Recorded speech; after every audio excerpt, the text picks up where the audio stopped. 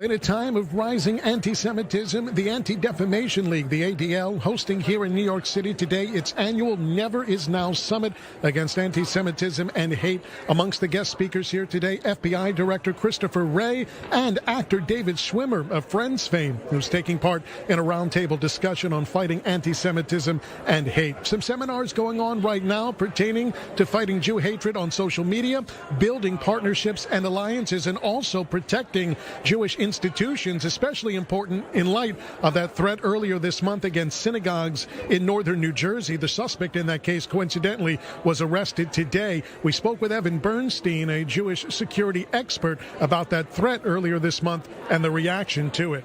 I think it's about constantly being on alert. It's a shame that we're in the position we are, and I think we saw that last week with New Jersey, and then what happened even in Birmingham, Alabama, that at any moment, any time, any community can be impacted by anti-Semitism and hate, and we have to be on alert at all moments of time because we don't know when that's going to happen. It's not just going to be at the high holidays. It may not even be on a regular Shabbat, so that alert awareness has to always be there.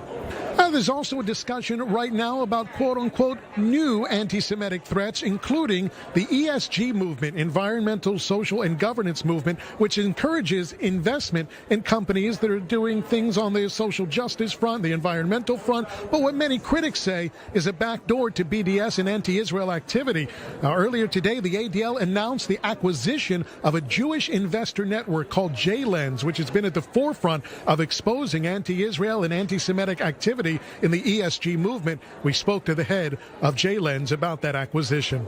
We're so excited to be part of ADL. It's a great opportunity for JLens to scale our work and our impact and take it to the next level. We've worked with ADL for many years. We collaborate on a lot of issues around the corporate space, and it'll help both of our efforts in this area. JLens will get the scale, the resources of ADL, the reputation, and ADL will get all the expertise that JLens brings from the investor space, the corporate advocacy arena. Later on today, we'll speak with the head of the ADL, Jonathan Greenblatt. That interview will air on I-24 coming up next week. Reporting from the ADL Summit here in New York, Mike Wagenheim, I-24 News.